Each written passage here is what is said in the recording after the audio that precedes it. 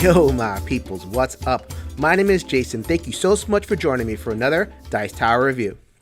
Today I have for you Bayou Bash. This one is a racing game from Weird Games, 2 to 4 players, very lighthearted, highly interactive, where you could be playing bumper cars basically throughout a racing track. Think Mario Kart, the board game. If you've ever wanted that experience in a board game, Bayou Bash has given it its best shot to deliver that for you. So I'd love to show you how it plays. Without further ado, let's go to the videotape. Welcome to a game fully laid out of Bayou Bash. I have laid out a track off of the rulebook. The rulebook actually has a number of different scenarios. I am using the broken donut, but I can lay out the snake track, or I can lay out simpler tracks if I want a shorter game. What I am using to do the layouts are these tiles. The game comes with a bunch of these. Generally, the green side is a little bit easier, fewer obstacles.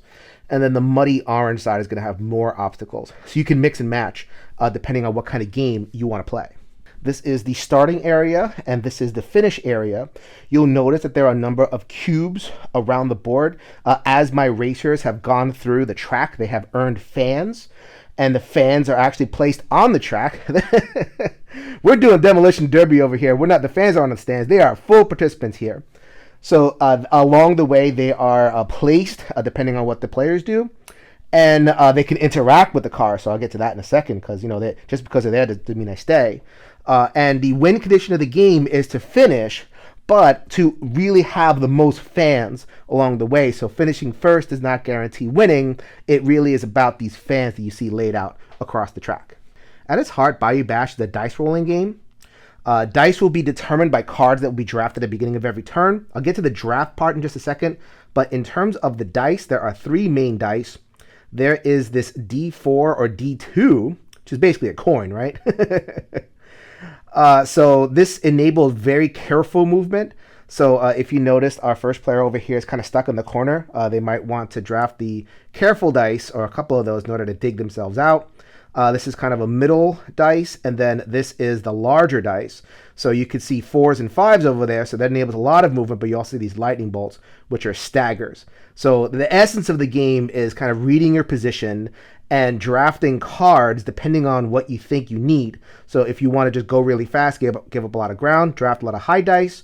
Or if you need to kind of navigate your way through the edge of the board or the obstacles, then you're going to want to draft little dice and then kind of mix and match depending on what you think your strategy is going to be. So at the beginning of every racing turn, there's going to be a draft. The players will deal players plus 1 cards from the jockey deck. And there are various various cards over here. So with, fun names, Chop Chop to the top, which indicates that this is a very, very aggressive card. And then on the very opposite end, there's going to be all nimbly bimbly. So you get a coin. I'll explain those in a second. But then these are the nimble dice, that as the game calls them. You're going to draft in turn order. So our intrepid purple player is going to be able to draft first, and then red, pink, and then green. That would look like green has at a severe disadvantage. However, the game does have a way for the last player to affect play, in that they can discard one of these cards. So then the green player could look at the purple player and say, you're probably going to draft something careful so that you can dig your way out and not have to go off the track. So I'm going to discard Nimbly Bimbly. Get out of here. And the purple player goes, oh, drat! What am I going to do now? So then they might draft this card, slow and strategic-like, place a barrel and a coin, some other accoutrement, but really they want to just dig themselves out of the hole and draft that die right there, and then play will go around, and that is how you draft your cards. All right, so let's go ahead and show a sample turn. The first player would play slow and strategic-like, the card they drafted. They would get these 3 icons. The first thing they would do is they would draft a coin, or they acquire a coin, and that would fire off player powers.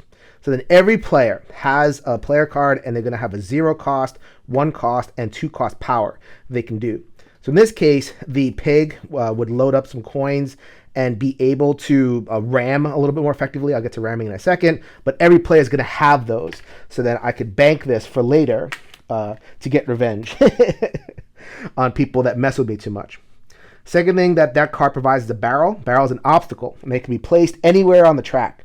So this person is very mad at green for throwing away the card they wanted, but they cannot place it all the way to mess them up because it's only two spaces away from their car. So we're just going to place it here just to mess with pink a little bit. So that's basically just kind of like to slow them down. Obstacles are not devastating. It usually just kind of like stops your movement, but then you can move on the next dice or something like that. And also, pink might be able to take advantage of that on a future turn, but I'll save that for just a bit. So that is what purple's going to do. And the last thing I'm going to do, and this is really where the heart of the game is to roll the dice. So I'm going to roll the dice. I got a 1 right there.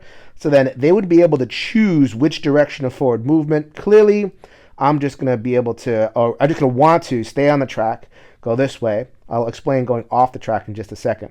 So that would be purple's turn.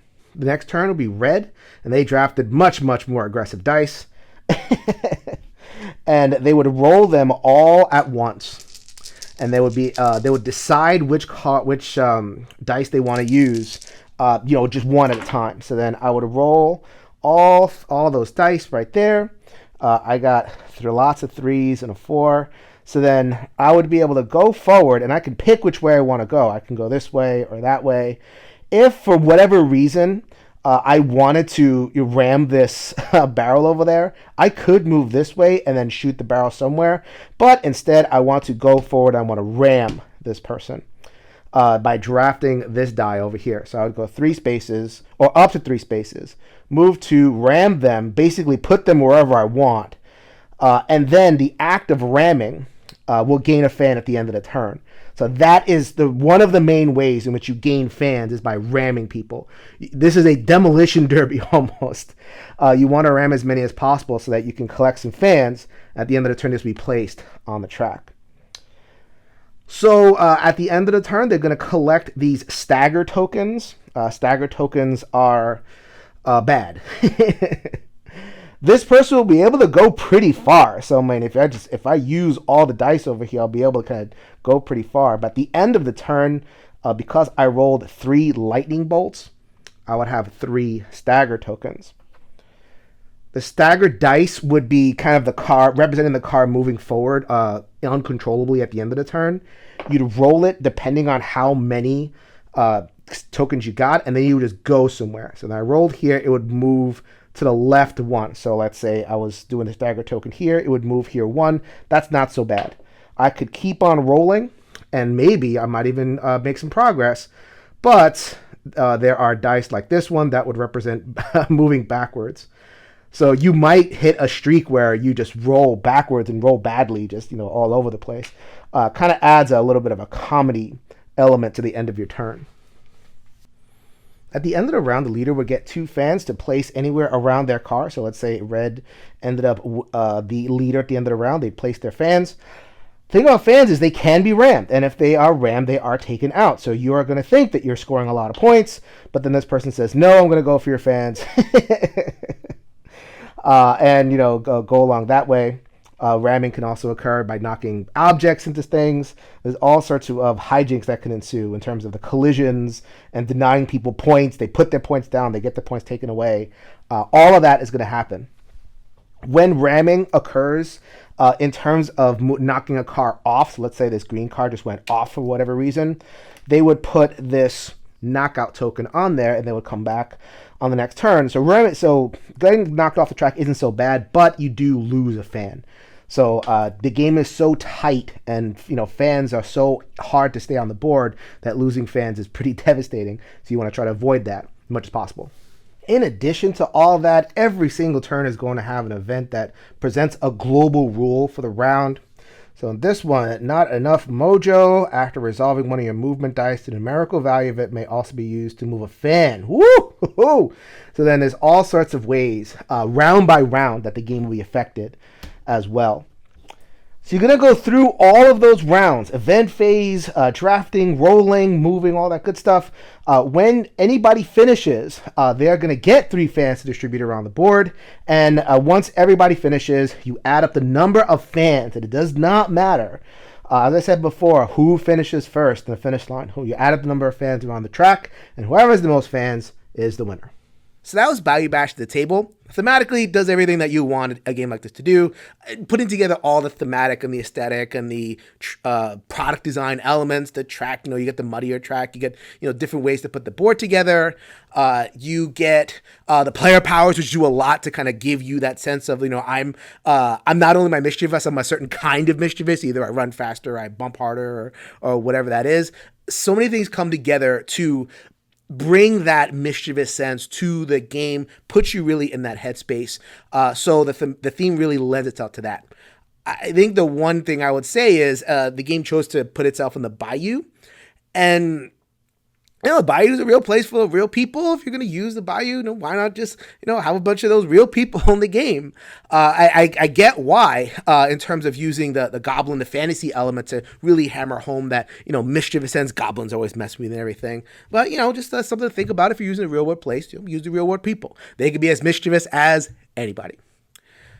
Mechanically, I can say that this is a really well thought out, well designed game.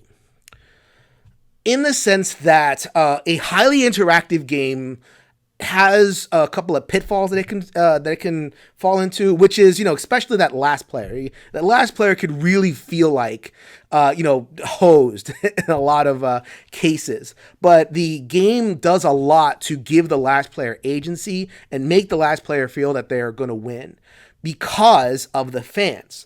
The fans are there on the track, and if you're last, you have a lot of leeway in order to be able to, knock some of those fans off. So you're subtracting from the high player score, where the first player is going to be adding fans. So it's that kind of push and pull. Do I want to be ahead and add a whole lot of fans? Or do I want to kind of trail behind a little bit, take advantage of the fact that I can kind of knock off people's scores? And, I felt like an agent when I was kind of trailing behind. And also that drafting move where you can pick pick one card to throw away. If you're looking at a certain player, or maybe either you're going against the first player or you're going to get revenge against the player who just messed you up by drafting the card that they're going to seem to want. So this game definitely encourages that. It encourages a heavy metagame of, that friendly revenge that you can get with a highly interactive game like this. Another aspect, a core aspect really, to Bayou Bash is the constant presentation of a choice, risk or safety. Every turn and at multiple layers in the turn. So you have, which dice do you draft? Do you want to, go far and risk a lot and get the staggers and all that kind of thing? Or do you want to kind of play it safe, put yourself in a safe position so that you can go next round and try to, make up some ground? That choice is present every single turn. And also the showboating, which I did a written note in the overview of, you could either roll and, all of them and then just draft strategically, or you could just roll one at a time.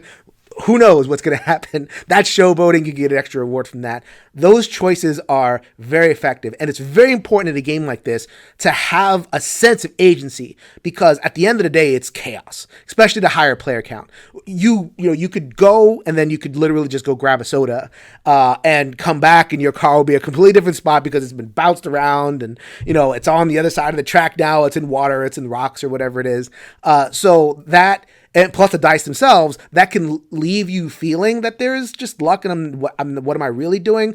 But the choices, the agency is definitely there to maximize your turn tactically, which is a really cool trick to be able to put a sense of agency and tactics in what can be a pretty random, chaotic experience. And I'm not saying that is a bad thing. I'm just saying, to flag that for people, because that's, to be able to know what they expect going in.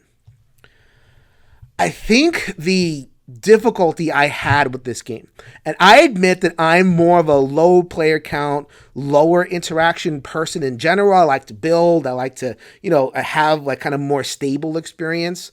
So this may be my bias speaking, but I feel like a game that is this mischievous runs the risk of crossing that bleeding edge into mean. And mean is not something that I want in a game. Mischievous, I'm fine with, but mean can be a little bit rough, especially because the fans are on the track. And as I said before, that benefits the last player because they have all these fans and they can kind of, get their score in line, by picking off the leader's fans and picking off whoever's fans. first of all, like I was a little bit frustrated by that because the scores ended up pretty low. Like you think you're going to score all these points, but then, like I scored a point, it's gone. I scored a point, it's gone. And the scores end up being like kind of a little bit lower. So like I've spent 30 minutes, I've scored less than 10 points. And yeah, I have an experience to talk about. That was fun. Remember when I did this? Remember when I did that? Just from a overall, like, okay, what did I really do? It was a little bit, left a little bit unsatisfied by that.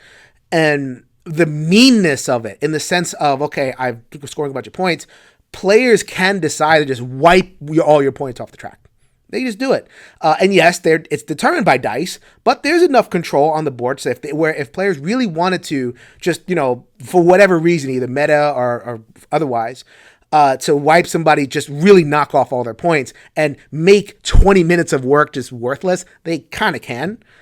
So in terms of the bleeding edge, that's what I'm going to call it. There's an edge between mischievous and mean. And for me, for my sensibilities, I think the game crossed that line a little bit. And I don't want to play a mean game.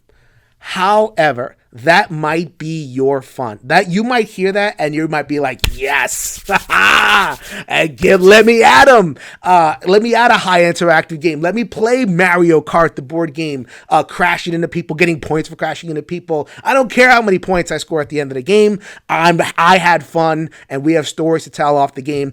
Bayou Bash definitely delivers that. So this is for me.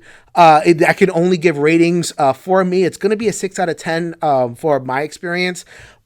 But I can truly say that if you crave that very casual, highly interactive experience with agency on your turn in the midst of that kind of like fun chaos, if you crave that mischievous sense while you're playing a game, you get the little fun steepled hands whenever you execute one of the crashes or anything like that, then there's a lot of fun to be had in Bayou Bash. This is Jason reminding you can change your mind, you can change the world. So until next time, later everybody.